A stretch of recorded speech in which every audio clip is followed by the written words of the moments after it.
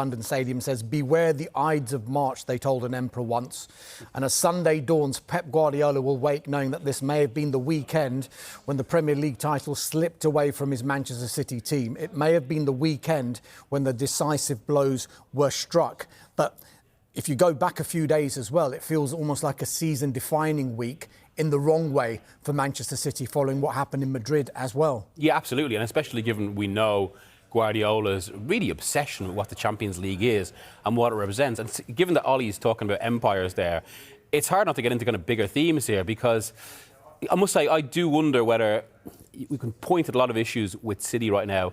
I wonder as how much of it is actually about Guardiola himself, and especially given the way, like, City are, to a degree, are doing what they always do. They've obviously they've recruited well, I would say. There are good, promising players there, as there should be when they spend so much. They've revitalised the team. I mean, even in January alone, let's not forget, they did sign a forward everyone wanted in Semenyo and a defender everyone wanted in Guéhi. So they've got a lot in place in the way they have over the last decade, even allowing for the fact this is probably the most changes they've made in the season.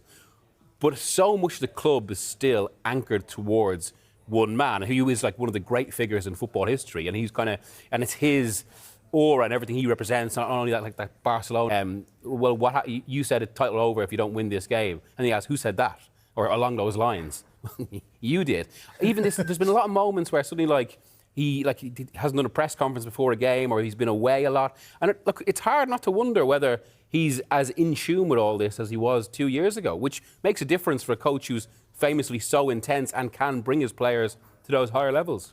We had a tough week last week, Clinton. The next 5 fixtures in all competitions: Real Madrid at home in the Champions League, Arsenal in the Cup final, Liverpool at home in the FA Cup, Chelsea away in the League, and Arsenal at home in the Premier League. Nice and easy. Nice and easy. I mean, it's tough. The season could be that's defining. Gone. Yeah, all of those games, it's a defining part of their season.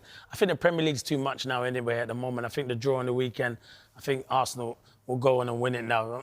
It'll be difficult to see Arsenal dropping so many points, even if Man City beat them. So I still think that could be over. But it's not over, the Champions League. I know a lot of people will look at me and think I'm daft, but Man City score early, they create chances, and we know what they're like.